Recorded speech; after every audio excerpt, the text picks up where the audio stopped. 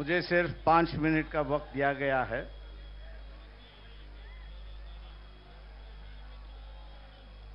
राहुल गांधी जी,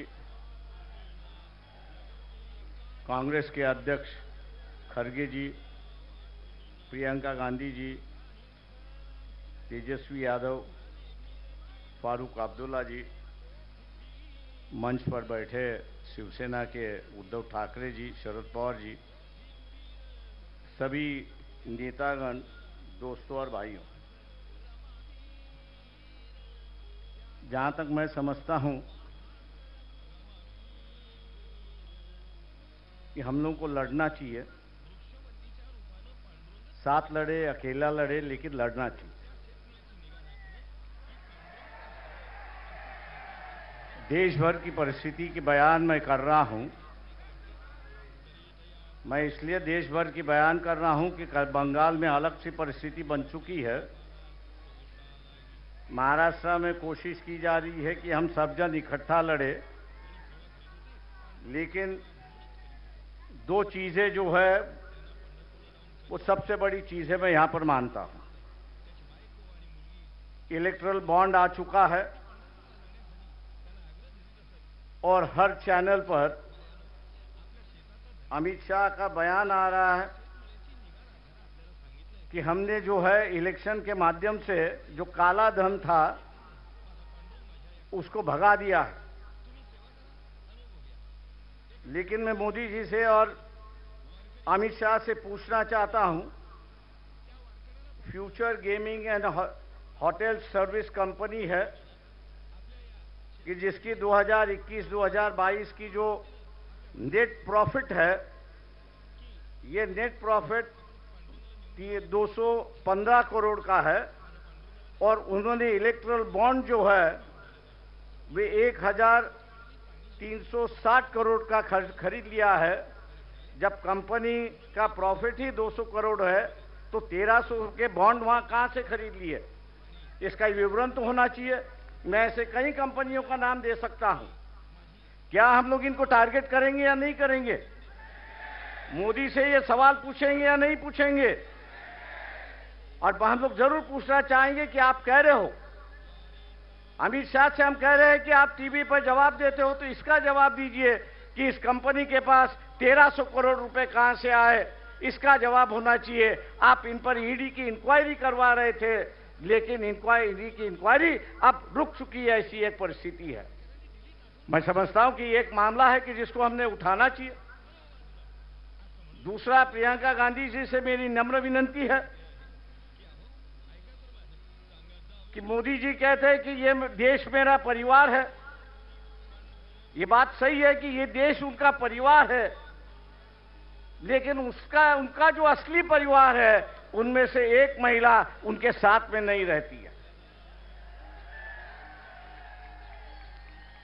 हो सकता है कि अगले साल के इलेक्शन में जो हो रहा है,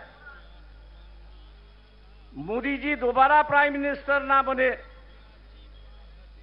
कांग्रेस पार्टी के अध्यक्ष से भी मेरी दरखास्त है कि हम लोग इस मुद्दे को उठाए और हिंदू समाज के अंदर फैमिली का जो रिश्ता होता है वो सबसे गहरा रिश्ता होता है। मोदी जी उस रिश्ते को निभाए, उस रिश्ते को निभाए और अपनी पत्नी को अपने साथ में लेकर रहे। 2-4 दिन बाकी है, उसके लिए हम लोग को लड़ना चाहिए। मैं उम्मीद करता हूं कि खड़गे जी जब बात करेंगे इस पर जरूर अपनी टिप्पणी यहां पर करेंगे, क्योंकि वह हिंदू संस्कृति की बात करते हैं, हिंदू रिवाज की बात करते हैं, और वही रिवाज और वही उसको मानने के लिए तैयार नहीं। पर्सनल मामला है, मैं जानता हूं, लेकिन कल्चरल की चर्चा जो है ये आरएसएस ने शुरुआत की, कल्चरल नेशनलिज्म की गई, कल्चरल हिंदुइज्म की गई। अब वो अगर अदा नहीं कर रहे हैं तो मैं समझता हूं कि हम लोगों की जिम्मेदारी होती है कि उनको उनकी बात समझा है और उसको अदा करने के लिए वो अपना अधिकार के लिए वो लड़े और हम लोग उनको सिखाए, ऐसी एक परिस्थिति है। दोस्तों, 5 मिनट का वक्त होते आ रहा है। मैं और एक बात यहां पर कहूंगा, वो राहुल गांधी जी से मेरा दरखास्त है यहां पर, वो ये है कि ईवीएम जो है 2004 से मैं उससे लड़ रहा हूं, आज भी बंबई हाई कोर्ट में उसके लिए मैं लड़ रहा हूं। पिछले 6 महीने से जब ईवीएम इंक्वायरी की बात आई तो इलेक्शन कमीशन उसको टाल रहा है। उसकी जो मशीन आती है वो अमेरिका से आती है, लेकिन वहां के जो चिप उसमें 2 है, स्टोरेज चिप जो है, वो यहां 20-20, 25-25 रुपए में मिलते हैं कि जिसको मैनिपुलेट होता है। राहुल गांधी से मेरी दरखास्त है कि पार्लियामेंट भी किस पे विश्वास करे, पेपर ट्रेल पे विश्वास करे और ईवीएम पे विश्वास करे। तो पार्लियामेंट ने कानून से कहा है कि अगर डिफरेंस आया, ईवीएम के काउंटिंग में डिफरेंस आया और पेपर ट्रेल की काउंटिंग में डिफरेंस आया, तो मानना है कि पेपर ट्रेल का जो वोट है वही आपको मानना है, ईवीएम को बगल में रखना है। क्या हम लोग इस इलेक्शन के पहले,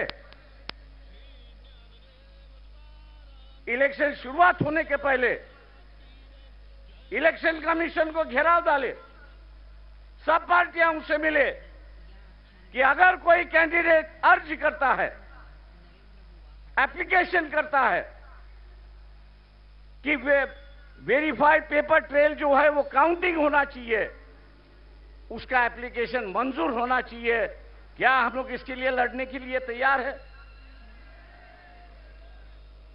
दिल्ली में हम लोग को यहां पे जाना होगा। मैं राहुल गांधी से विनती करता हूं कि वो अगर डेट ऐलान करेंगे तो शायद हम लोग उसमें शामिल होंगे, बड़ी संख्या में शामिल होंगे, ये मैं आशावाद यहां पर करता हूं। रही बात लोग साफ सुथरी कैरेक्टर के लोग चाहते, ये जो फैमिलीवाद है, दूसरे चीजें जो है, लोग उससे ऊब गए हैं, हम लोग उससे बाहर निकले। और मैं इस मंच से कहना चाहता हूं कि हम लोग अपना इस्तेमाल एटलीस्ट महाराष्ट्र के लिए परिवारवाद के लिए खर्च करने के लिए तैयार।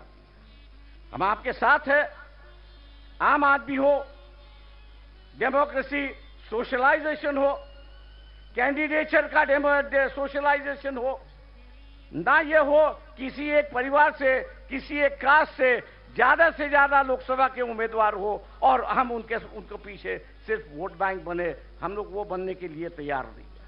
मैं इन्हीं बातों के साथ आपसे रजा लेता हूं कि 5 मिनट का वक्त खत्म हो चुका है। जय भीम, जय भारत।